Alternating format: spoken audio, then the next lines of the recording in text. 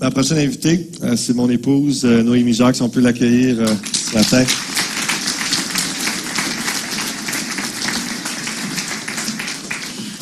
Je me suis dit que ce serait intéressant de l'interviewer, de lui poser des questions que je peux pas faire à la maison. Non, je me suis dit que souvent elle est en bas pour aider tout ça. C'est pas tout le monde qui la connaît. Et puis, en même temps, donc la femme qui me soutient derrière un pasteur, il y a toujours une épouse qui soutient, qui permet que cet homme-là continue d'avancer. Donc je te remercie pour ton soutien, d'être cette femme qui permet d'être dans le ministère temps plein puis de me faciliter la vie à le faire. Noémie, 34 ans, 4 enfants. J'imagine que tu es venu pour nous témoigner comment tu as un mariage béni et heureux. On va commencer plus sérieusement. Qu'est-ce que tu fais dans la vie en ce moment? Eh bien, moi, je suis maman à la maison. Après mon secondaire, j'ai fait une technique en administration au Cégep de Granby. J'ai travaillé dans un bureau pendant 3 ans et demi. Et puis là, quand j'étais sur le point d'accoucher de ma fille aînée, j'ai décidé de quitter mon emploi pour me consacrer à la maison, à mes enfants, à ma famille. C'était quelque chose que j'avais dans mon cœur depuis très longtemps. C'était décidé pour moi, même avant d'être enceinte, que j'allais être mère à la maison. Et puis là, ça passe très vite, ça fait déjà 9 ans que je suis maman à la maison à temps plein. J'ai 2 filles à l'école, puis 2 filles encore à la maison à temps plein. Puis tu as eu un cadeau de bénédiction là, de ton départ. C'est pas tout le monde qui vit ça à ton travail. Là. Veux-tu prendre quelques secondes d'en parler? Non, effectivement, c'est ça. J'ai vu ça vraiment comme une bénédiction de Dieu parce que quand j'ai quitté les représentants, moi je travaillais dans un bureau de vente, alors les représentants aux États-Unis puis au Canada se sont tous cotisés à mon insu pour m'offrir un cadeau de départ, alors qu'ils savaient que je m'en allais pour pas revenir. Je m'en allais pas juste en congé de maternité, mais je m'en allais vraiment pour me consacrer à ma famille. Puis là, ils m'ont donné, en tout cas, ça faisait une somme de 900 $ qu'ils m'ont donné, alors que je m'en allais. Fait que j'ai vu ça vraiment comme la main de Dieu qui me bénissait dans, excusez-le, ma nervosité, qui me bénissait dans mon appel, dans ma décision de me consacrer à mes enfants. Puis cette valeur-là, j'imagine, venait du fait que tu as grandi dans une famille chrétienne? Oui, j'ai connu ça moi-même. Ma mère était à la maison quand j'étais petite, puis je voulais moi aussi reproduire ça. J'ai effectivement grandi dans une famille chrétienne. Je suis vraiment privilégiée, heureuse que je suis une chrétienne de 3e génération, comme on peut dire. Mes grands-parents paternels se sont convertis au Seigneur sous le ministère du pasteur Gilles Deschamps, que plusieurs connaissent ici. Et mes 2 parents, Sylvie Brunel et Benoît Jacques, ont donné leur vie au Seigneur alors qu'ils étaient adolescents. Fait que moi, quand je suis née, mes 2 parents étaient chrétiens. J'ai grandi dans l'Église toute ma jeunesse. Il y en a qui les ont connus ici dans la jeunesse avec Pasteur Pomainville dans le temps. Là, oui, avec Denis Poirier qui s'occupait de la jeunesse. Je pense à ce moment-là, mes parents étaient dans la jeunesse. Fait que je suis née de parents chrétiens. J'ai été consacrée au Seigneur dans les premières semaines de vie. C'est vraiment un privilège que j'ai eu. D'aussi longtemps que je me souvienne, j'ai toujours adhéré personnellement à la foi de mes parents. Pour moi, leur Dieu, c'était mon Dieu. J'aimais le Seigneur, j'aimais l'Église. Même adolescente, c'était pas du tout difficile pour moi de venir à l'Église. Je venais de bon cœur, j'étais contente. Pour moi, c'était vraiment une joie de connaître Dieu. Je voulais me faire baptiser quand j'étais enfant à l'âge de 10 ans. Finalement, les circonstances ont fait que ça n'a pas fonctionné. Adolescente, j'ai répondu à plusieurs appels au salut.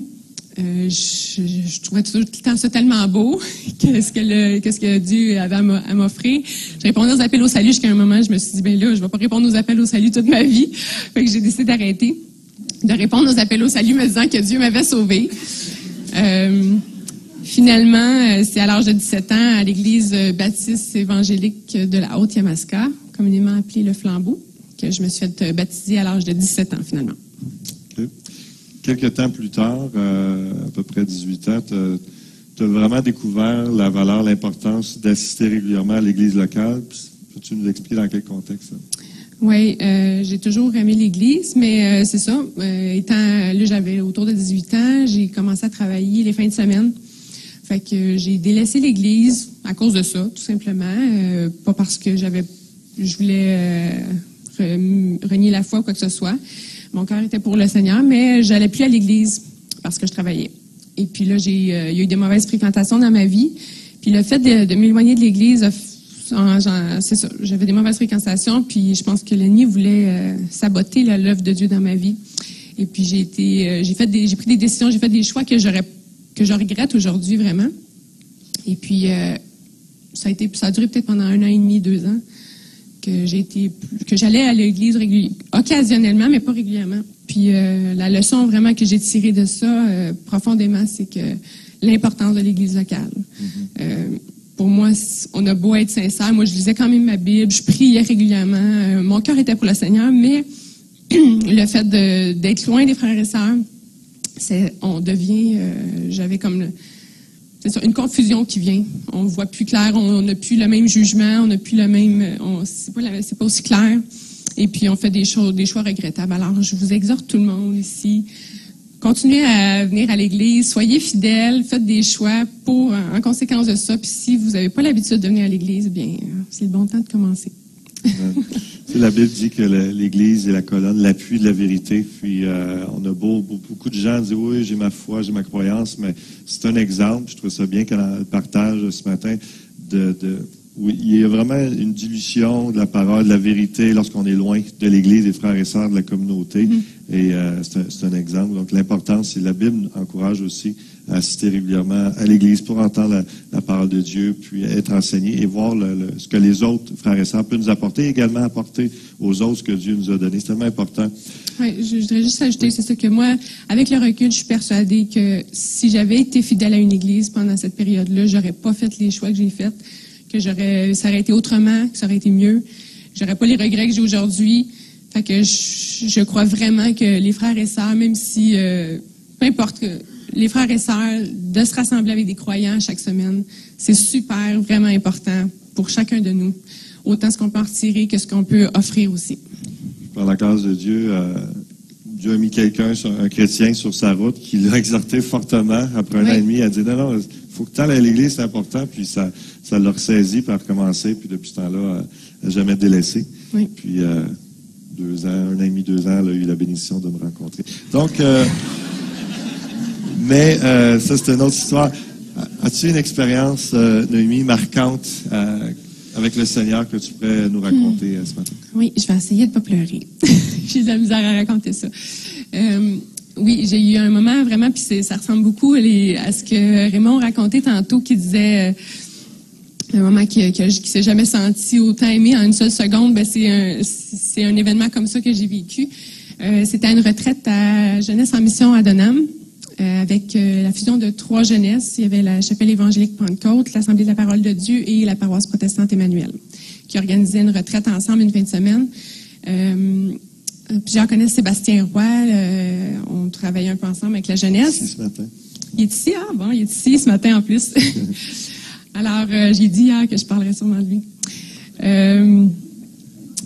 Et c'est ça, lui, il avait bien à cœur, pour tout le monde, puis je pense encore aujourd'hui, que tout le monde soit baptisé du Saint-Esprit, parle en langue et tout ça. Fait qu'il me disait tout le temps, à la retraite, là, je vais prier pour toi, pour que tu sois baptisé du Saint-Esprit, que tu parles en langue. Puis, j'étais pas si chaude à l'idée, je suis plutôt introvertie, c'était pas quelque chose que je recherchais de tout mon cœur. Puis là, lui, il tenait beaucoup. Fait qu'il dit, à la fin de semaine, là, il dit, prépare-toi, je vais prier pour toi. Puis, fait que la fin de semaine approche, puis les réunions, vendredi soir, samedi, là, il faisait des appels, mais c'était pas des appels pour le baptême du Saint-Esprit qui était son habitude.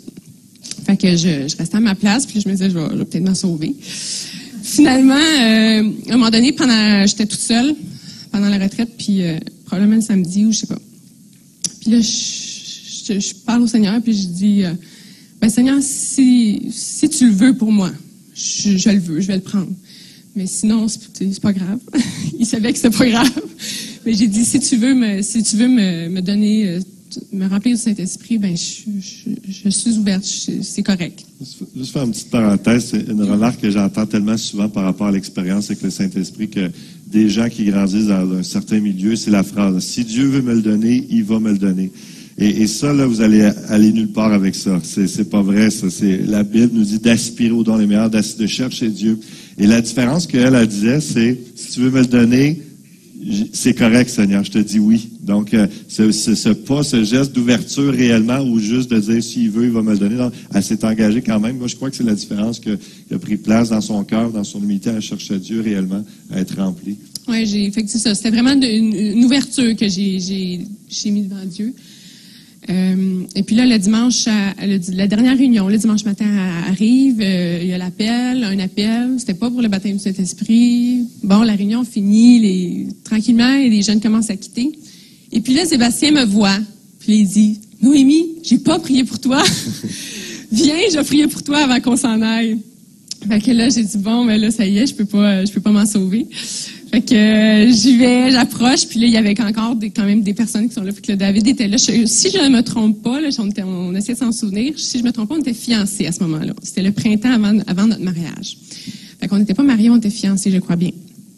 Puis là, je m'approche, puis fait que Sébastien, avec d'autres personnes, sa femme, David, d'autres personnes, se mettent autour de moi pour prier avec Sébastien, pour que je sois rempli du Saint-Esprit. Et puis là... Juste expliquer peut-être aux ceux qui se demandent exactement de quoi on parle. Puis, il faut comprendre aussi, j'étais un des leaders avec Sébastien à ce moment-là. Puis nous, on se prépare dans le jeûne, la prière pour ces jeunes-là, comme notre jeunesse a vécu il y a quelques mois dans une retraite. Puis là, on est 2 jours, 3 jours ensemble. On veut que Dieu les touche. On veut que Dieu les remplisse de l'amour, que les jeunes ressortent avec une expérience de Dieu, une connaissance spirituelle davantage d'amour. Et on jeûne, on prie, on cherche. Donc vraiment, on s'attend à de grandes choses.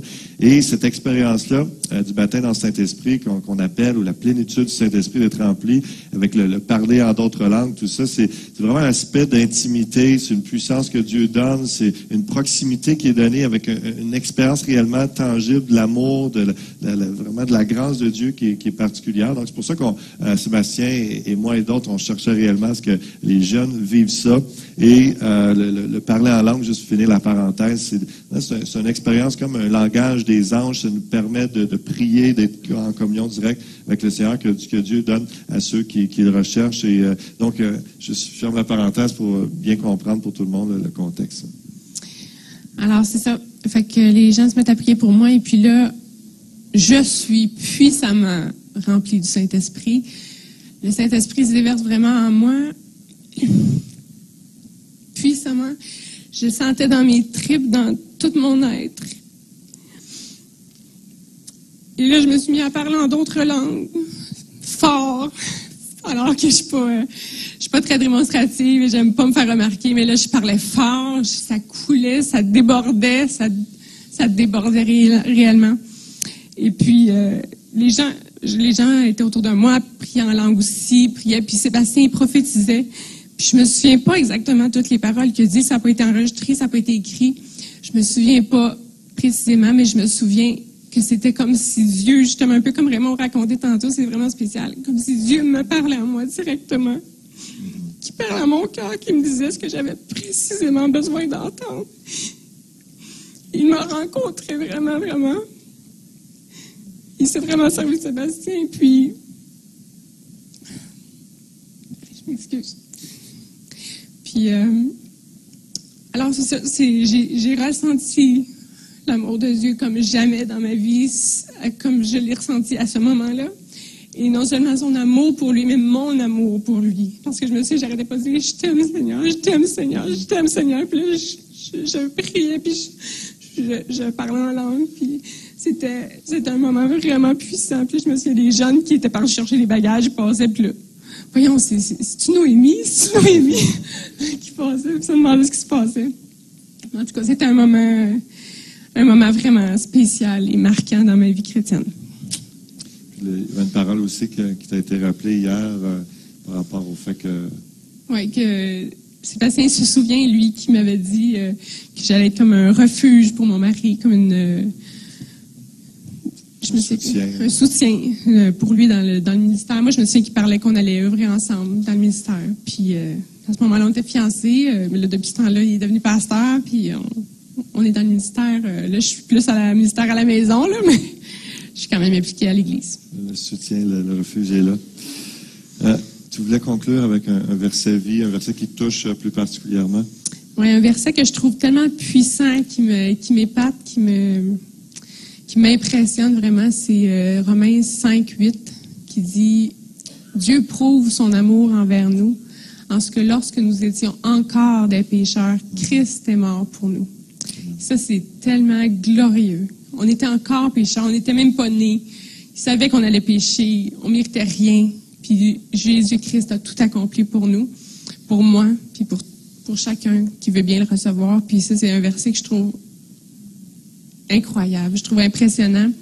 Puis je peux juste vous dire que j'ai été très bénie tout au long de ma vie jusqu'à aujourd'hui. J'ai la faveur de Dieu sur ma vie, j'ai sa bénédiction. Je suis en sécurité, peu importe ce qui pourrait arriver dans le monde. Moi, je suis en sécurité. Je sais où est-ce que je m'en vais. Je sais d'où je viens, où je vais. Je suis bénie. Vraiment. Amen. Amen. Merci.